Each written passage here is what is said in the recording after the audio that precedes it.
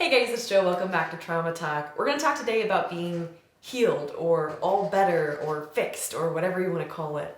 And I apologize for any background noises. My little rats are scurrying around and being little rats in the background. So if they're making any noises, I'm sorry. But I want to talk today about this idea of being healed.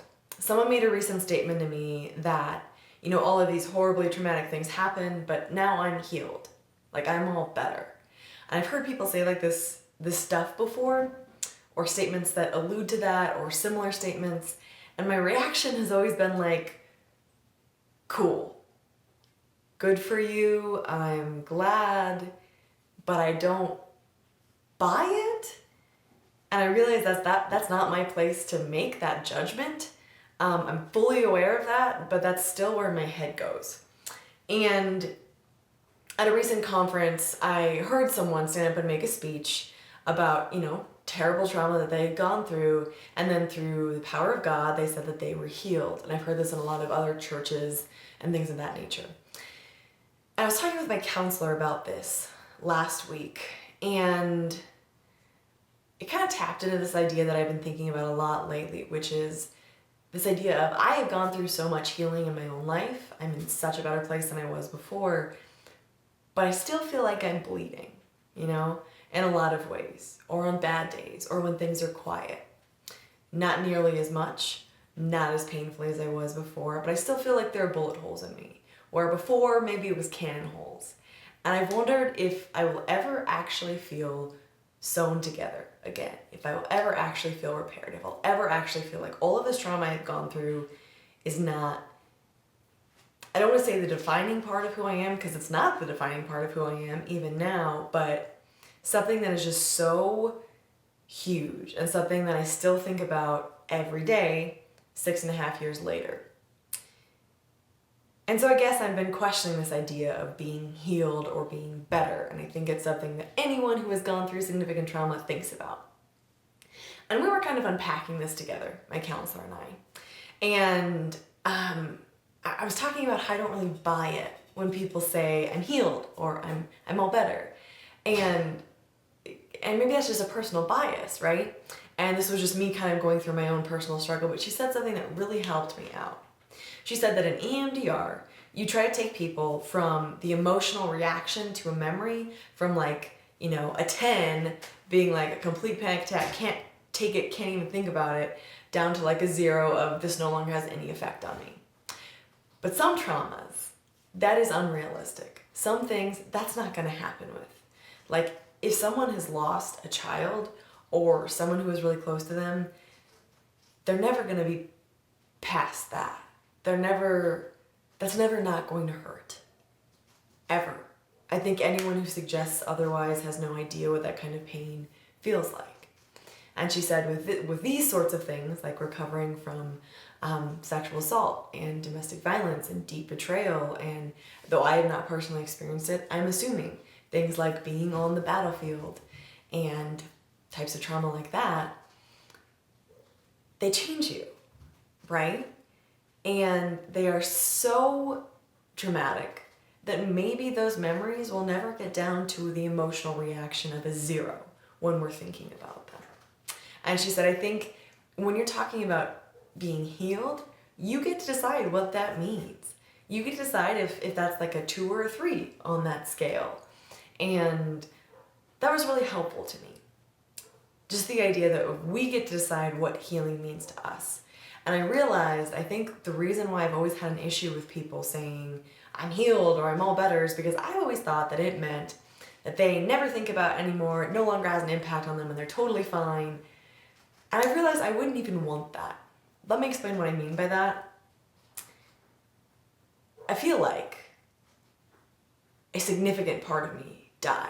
Like someone I loved dearly died. And at the retreat I was at recently, when we were talking about trauma, someone who specializes in trauma and treating veterans came in and spoke with us and talked about how trauma is usually defined as an event that threatens our life, or that we feel like our life is threatened. But the reason why things like sexual assault is included in that is because it is literally I want to think of a better way to phrase this, but an attack on our soul, like our souls are in danger of eradication. Our souls are in danger of death. They feel like they're in danger and death of those moments. And so I feel like after all I went through, so many pieces of me died or were dying. And if I was healed in the way that I've been thinking about it, I feel like that'd be a disservice to the person I was before, and never thinking about it anymore, never thinking about that person, and never grieving it, and never having an emotional reaction.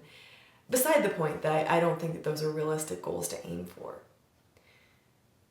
I want to honor what I've been through and respect the fact that it was significant, acknowledge the emotional impact, acknowledge all of the impacts, take those and do everything I can with them to become the best human being and the best version of Joe that I possibly can be, and use it to do everything that I can.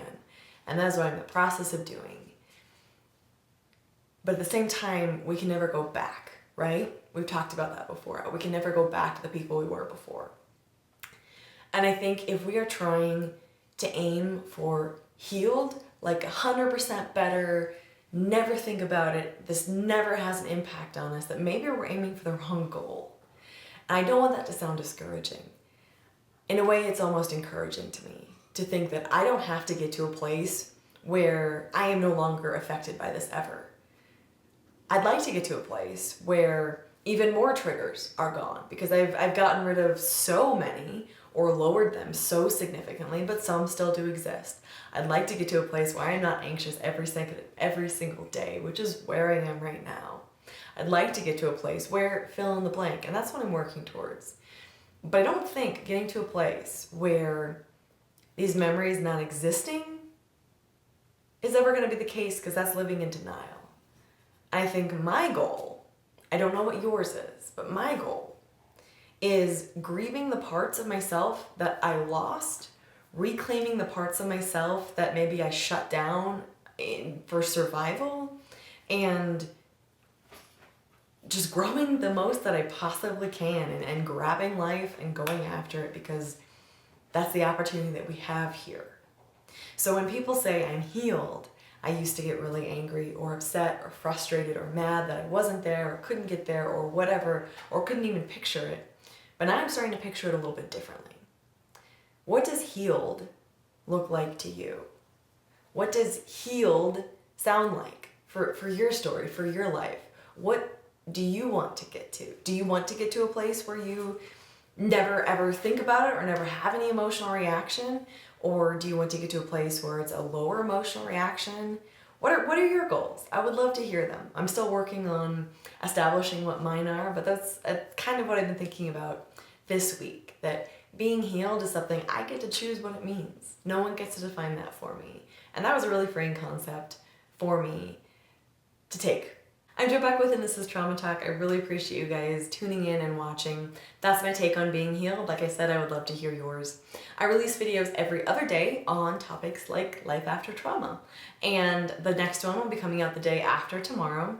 I would love to see you there, but you don't want to miss it. So make sure that you hit subscribe if you're on YouTube, or like if you're on Facebook, and I will see you in the next video.